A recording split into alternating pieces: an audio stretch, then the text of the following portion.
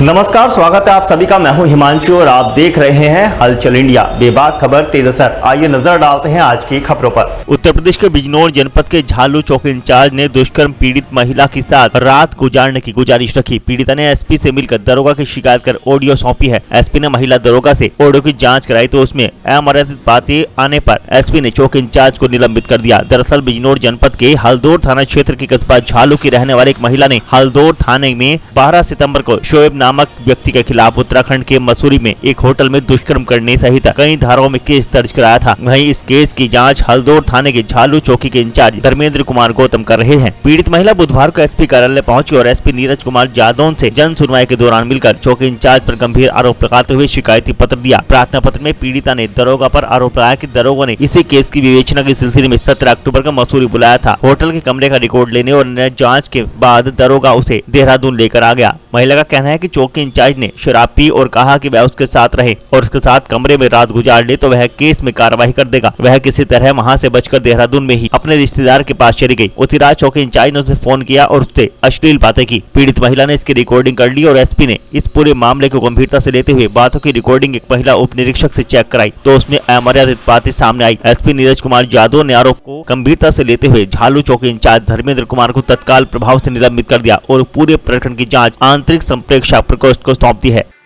Sir, मैंने case किया था अपने हस्बैंड के खिलाफ। उसने मुझसे शादी की थी सुहेब ने, और उसके घर वालों के खिलाफ उन्होंने दहेज मांग की है और लड़का जब से गायब है। तो जब मैंने केस किया, ये हल्दौर थाने में केस हुआ है, दर्ज हो गया है। और उसके बाद अभी उसकी विवेचना चल रही थी, जिसकी विवेचना कर रहे हैं ये धर्मेंद्र कुमार गौतम एसआई झालू चौकी इंचार्ज जो हैं, वो उसकी विवेचना कर रहे हैं। तो उन्होंने मुझे 16 तारीख को रात को कॉल करके बोला कि तुम सुबह मसूरी चलना है इन्वेस्टिगेशन के लिए, उसमें तुम्हें साथ जाना पड़ेगा। तुम सुबह वहाँ पहुँचो और हम तुम्हें वहाँ देहरादून मिल जाएंगे। उसने बोला तो मैं वहाँ गई। देहरादून 11 बजे पहुँच गई थी। 3 बजे वो आए वहाँ पर और उन्होंने बोला अपने साथ किसी को लेकर आना। तो मैं अपनी फ्रेंड को साथ में लेकर गई थी, प्रियंका को। फिर उसके बाद वो उन गाड़ी में एक महिला कांस्टेबल थी, एक और कांस्टेबल था और दरोगा था वो जो एसआई वो है धर्मेंद्र कुमार। तो उन्होंने अपनी गाड़ी में हम दोनों को बिठा लिया। उसके बाद वो मुझे वहाँ मसूरी लेकर गए। मसूरी में इन्वेस्टिगेशन के लिए जिस होटल में हम रुके थे वहाँ पर उन्होंने इन्वेस्टिगेशन की। तो वहाँ रजिस्टर जो एंट्री थी वो एंट्री उन्होंने देखी, एंट्री उसमें थी तो उन्होंने उसकी फ़ोटोकॉपी कराई। उसके जो वहाँ का मैनेजर था जो वहाँ पर था उसके साइन करा के उन्होंने उस पर उसकी मोहर लगवा करके वो वहाँ से सारे प्रूफ ले लिए कि यहाँ पे ठीक है रुके थे। उसके बाद वो वहाँ पर मुझे बोलते हैं कि तुम अपनी फ्रेंड से पूछ लो ये रात में यहाँ रुक जाएगी क्या। मैंने उनसे पूछा सर क्यों रुकना है, कि कल दिल्ली भी चलना है तो थोड़ा पिकनिक भी हो जाएगा तो यहीं रुक जाते हैं। तुम मेरे साथ रूम में रुक जाना और तुम्हारी फ्रेंड जो दूसरा कांस्टेबल है उसके साथ रुक जाएगी। तो मैंने उनको बोला सर मैं अगर ऐसी लड़की होती तो मैं केस ही नहीं करती। जब उन्होंने ये चीज़ सुनी तो कहने लगे फिर कल दिल्ली भी चलना है ना, तो आज तो रुकना ही पड़ेगा इधर कहीं, तो फिर किसी फ्रेंड का इंतज़ाम करा के दो, किसी को बुला के दो। तो मैंने उनसे वहाँ मना कर दिया। उसके बाद वो वहाँ मसूरी से देहरादून आए। देहरादून में दिलाराम चौक पे मेरी फ्रेंड उतर गई, उसका घर वहीं था, वहीं रह रही थी वो। उसके बाद वो घंटा घर रुके चाय पीने के लिए।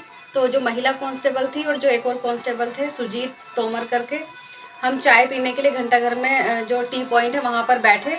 और जो दरोगा थे उन्होंने गाड़ी में बैठ के ड्रिंक की, वो बॉटल लेके आए हुए थे अपनी। वो ड्रिंक करने के बाद वो वापस गाड़ी से उतरे। फिर वापस मुझे हाथ मेरे बार-बार कंधे पे हाथ रख रहे थे, बार-बार टच कर रहे थे, एक साइड में लेके गए। तो बोलने लगे मेरे हाथ में केस है और जो मेन धारा है 376 और 313 ये तो मैं हटा ही दूंगा। या तो तुम ऐसा करो, या तो अपनी किसी फ्रेंड को लेकर आओ और या फिर दिल्ली में तो तुम्हें इंतजाम करना ही पड़ेगा, और या फिर तुम्हें मेरे अगर फ्रेंड नहीं लाओगी तो जब मैं तुम्हें बुलाऊंगा जब तुम्हें मेरे पास आना पड़ेगा। सर क्यों आना पड़ेगा, कि इतना तो हम तुम्हें करना ही पड़ेगा, हम तुम्हारी इतनी वो कर रहे हैं, इतने ध्यान तुम्हारा रख रहे हैं, तुम्हें भी तो हमारा ध्यान रखना पड़ेगा। और बाकी धाराएं वाराएं तो फिर वो सब मेरे ही हाथ में है, बाकी कुछ होगा नहीं।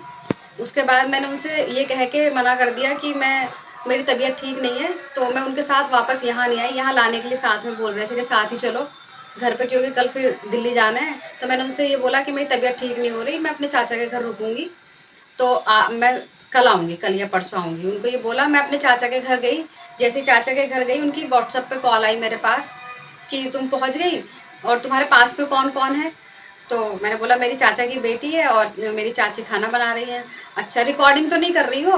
मैंने बोला सर इस पे व्हाट्सएप पे रिकॉर्डिंग कैसे होगी। मेरे चाचा पास में थे तो मैंने अपने चाचा को बोला चाचा इस पे रिकॉर्ड कर लो ये कॉल अपने फ़ोन से।